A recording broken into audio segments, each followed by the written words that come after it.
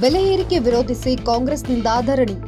BJP ಹಾಗೂ ಕಾಂಗ್ರೆಸ್ ನಡುವೆ ಬೆಲೆ ಏರಿಕೆಯ ಸಮರ ಮುಗಿಯುತ್ತಲೇ ಇಲ್ಲ. ರಾಜ್ಯ ಕಾಂಗ್ರೆಸ್ ಸರ್ಕಾರದ ವಿರುದ್ಧ ಕೇಸರಿ ಪಡೆ ಜನಾಕ್ರೋಶ ಯಾತ್ರೆ ನಡೆಸಿದರೆ, ಇತ್ತ ಕೈಕಲಿಗಳು ಕೇಂದ್ರದ ವಿರುದ್ಧ ಪ್ರತಿಭಟನೆ ನಡೆಸುತ್ತಿದ್ದಾರೆ. ಇಂದು ಬೆಂಗಳೂರಿನ ಫ್ರೀಡಂ ಪಾರ್ಕ್ನಲ್ಲಿ ಕಾಂಗ್ರೆಸ್ ಬೃಹತ್ ಪ್ರತಿಭಟನೆ ನಡೆಸಿದ್ದು, ಕೇಂದ್ರದ ವಿರುದ್ಧ ವಿವಿಧ ಘೋಷಣೆ ಕೂಗಿ ಆಕ್ರೋಶವನ್ನ ಹೊರಹಾಕಲಾಗಿದೆ. ಈ ವೇಳೆ ಪ್ರತಿಭಟನೆಯಲ್ಲಿ ಬಿಜೆಪಿ ವಿರುದ್ಧ ಡಿಕೆ ಶಿವಕುಮಾರ್ ಆಕ್ರೋಶವನ್ನ ಹೊರಹಾಕಿದ್ದಾರೆ. ಆಕ್ರೋಶವನ್ನ ಕಾಂಗ್ರೆಸ್ ಮೇಲೆ ಅಂತೇಳಿ ಕರೆ ಕೊಟ್ಟು ಪ್ರಾರಂಭ ಮಾಡ್ತಾ ಇದ್ದಾರೆ.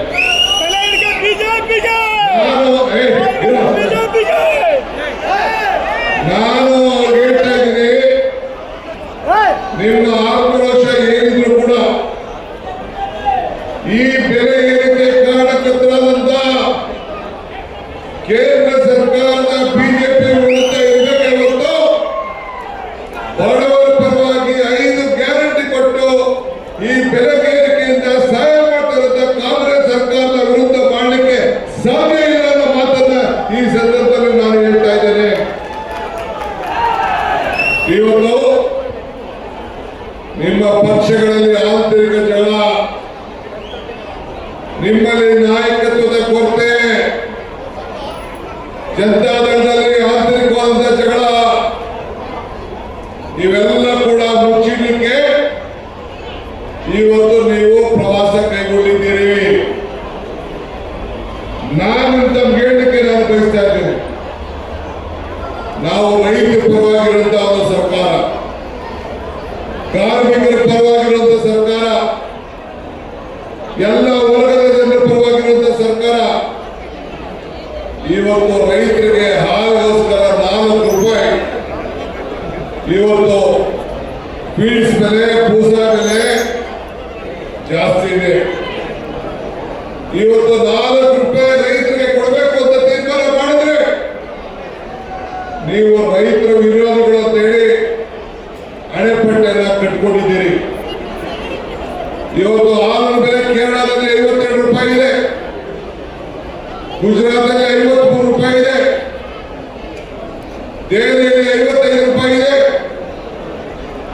ಮಹಾರಾಷ್ಟ್ರದಲ್ಲಿ 52 ರೂಪಾಯಿ ಇದೆ, ತೆಲಂಗಾಣದಲ್ಲಿ 58 ಇದೆ, ಅಸ್ಸಾಮಲ್ಲಿ 60 ಇದೆ, ಹರಿಯಾಣದಲ್ಲಿ 56 ಇದೆ, ರಾಜಸ್ಥಾನದಲ್ಲಿ 50 ರೂಪಾಯಿ ಇದೆ, ಮಧ್ಯಪ್ರದೇಶದಲ್ಲಿ 52 ಇದೆ, ಪಂಜಾಬಲ್ಲಿ 56 ಇದೆ, ಉತ್ತರ ಪ್ರದೇಶದಲ್ಲಿ 56 ರೂಪಾಯಿ ಇದೆ. ನಾವು ಎಲ್ಲಕ್ಕಿಂತ ಇನ್ನ 10-12 ರೂಪಾಯಿ ಕಡಿಮೆ ಇದ್ದೀವಿ. ಯಾರಿಗೋಸ್ಕರ? ರೈತರ ಬದುಕೋಸ್ಕರ ಇವತ್ತು ಕೇವಲ 4 ರೂಪಾಯಿನ ಮಾಡಿದ್ದೀವಿ. ನೀವು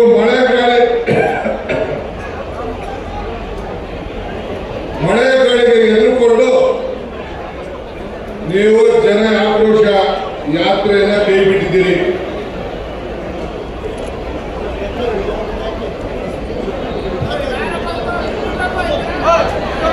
ಮಳೆಗಾಳಿ ಎದುರುಕೊಂಡು ಜನ ಆಕ್ರೋಶ ಯಾತ್ರೆ ಕೈ ಬಿಟ್ಟಿದ್ದೀರಿ. ಇವತ್ತು ನಾವು ಈ ದೇಶದ ಆರ್ಥಿಕದ ಪರಿಸ್ಥಿತಿಯನ್ನು ಗಮನದಲ್ಲಿಟ್ಟುಕೊಂಡು ನಿಮ್ಮಿಂದ ಸಿಮೆಂಟ್ ಬೆಲೆ ಜಾಸ್ತಿ ಆಯಿತು. ಕೃಷ್ಣ ಬೈರೇಗೌಡರು ಹೇಳಿದ್ರು, ಸಿಮೆಂಟ್ ಬೆಲೆ, ಕಬ್ಬಣ ಬೆಲೆ, ಎಣ್ಣೆ ಬೆಲೆ, ಎಲ್ಲ ಪದಾರ್ಥಗಳ ಬೆಲೆ, ಸೋಪು, ಉಪ್ಪು ಎಲ್ಲದಕ್ಕೂ ಕೂಡ ಒಂದು ಟಿವಿ 10,000 ರೂಪಾಯಿಯಿಂದ 30,000 ರೂಪಾಯಿ ಆಗೋಯ್ತು. ಒಂದು ಸಣ್ಣ ಪದಾರ್ಥ, ಒಂದು ಟೂತ್ ಬ್ರಷ್ 5 ರೂಪಾಯಿದ್ದು 15 ರೂಪಾಯಿ ಆಗೋಯ್ತು. ಯಾವ ಬೆಲೆ ಕಡಿಮೆ ಇಲ್ಲ ಅಂತ ನನಗಿಲ್ಲ. ಇವತ್ತು ಎಲ್ಲ ಬೆಲೆನ ನೀವು ಜಾಸ್ತಿ ಮಾಡಿದ್ರಿ. ಕಳೆದ 11 ವರ್ಷದಿಂದ ಯಾವ ಹೆಣ್ಮಕ್ಳು ಕೂಡ ಮಾಂಗಲ್ಯ ಸರ ಕಟ್ಟಕ್ಕೆ ಆಗ್ತಾ ಇಲ್ಲ. 40,000 ರೂಪಾಯಿ ಇದ್ದಂತ ಚಿನ್ನ 90,000 ರೂಪಾಯಿ ಆಗಿದೆ. 10,000 ರೂಪಾಯಿ ಇದ್ದ ಮೊಬೈಲು 30,000 ರೂಪಾಯಿ ಆಗಿದೆ. ಮಹಿಳೆಯರ ಮಾಂಗಲ್ಯ ಸರ ಕಟ್ಟ